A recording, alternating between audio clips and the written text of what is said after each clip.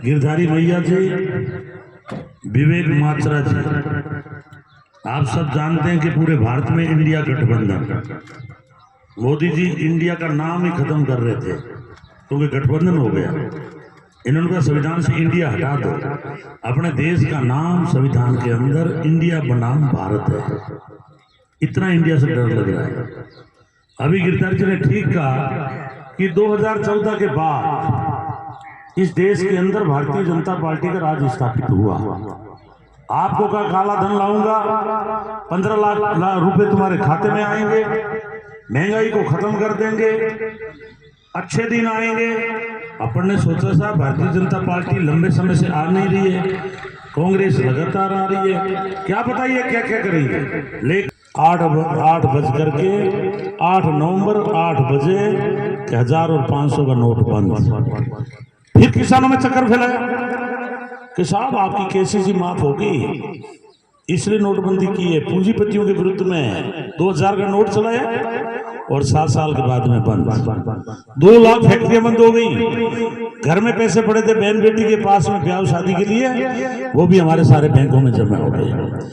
फिर मोदी जी आए, मुझे किसी भी चौराहे पे खड़ा कर देना, अगर 50 दिन के अंदर नोटबंदी की समस्या दूर नहीं हो जाए तो मुझे चौराहे पे फांसी लटका देना। आज भी नोटबंदी का दंश हम झेल रहे हैं। आप 83 रुपए के बराबर डॉलर है, उसी का परिणाम है कि महंगाई बढ़ गई। इन्होंने 10 साल के अंदर 20 करोड़ को रोजगार होता, रेलवे भेज दिया, बीएसएनएल भेज दिया, एयरपोर्ट भेज दिया, बैंक भेज दी, सड़कें भेज दी, कितनी कंपनियां भेज दी। बताओ कि अपने बच्चों को नौकरी कहां से मिलेगी जब रेलवे बचा ही नहीं है, तो रेलवे में नौकरी कहां से। आज पहले लिखा होता था भारतीय रेल, अब उसमें लिखा रहा है अड्डानी रेल। पहले लिखा होता था भारतीय एयरपोर्ट, अब लिखा है अंबानी एयरपोर्ट। जयपुर में जाके देख लेना। इसलिए मैं निवेदन करने आया हूं, भारत जो है बहुत खतरनाक लोगों के हाथ में चला गया है। ये पहला प्रधानमंत्री है विश्व में अपने ही लोगों को मरवा करके और राज कर रहा है। पुलवामा कांड हुआ 19 के अंदर, सतपाल मलिक चौधरी वहां राज्यपाल थे। उन्होंने कहा मोदी जी 40 नौजवान हमारी गलती से मरे। मोदी जी ने कहा आप चुप रहो, इसमें बहुत बड़ा राज है। राज क्या था? 19 के चुनाव में पार्लियामेंट में शहीदों के नाम पर वोट मांगे। गुजरात में गोधरा कांड हुआ, पहले राष्ट्रीय स्वयंसेवक मरवाए इन्होंने डब्बे में आग लगाकर हिंदुओं के, और उसका बहाना बना करके 2000 मुसलमान मारे। और उसने बाद में दंगा करवाया पूरे गुजरात में। ये मैं नहीं, जो जेल में बैठा एक डीजी था बंजारा, उसने बयान दिया मोदी जी आप तो लोगों को मरवा करके दिल्ली चले गए, प्रधानमंत्री बन गए, और हम जेल में बैठे जेल काट रहे। डीजी जो सबसे बड़ा अधिकारी होता है। इसलिए साथियों, अगर कोई जज बोला जज को निपटा दो, कोई मीडिया वाला बोला मीडिया को निपटा दो, कोई नेता बोला उसको जेल में डाल दो। आज राहुल गांधी पर 50 मुकदमे हैं, केजरीवाल जेल में बैठा, अभी मंगलाराम जी ने बताया।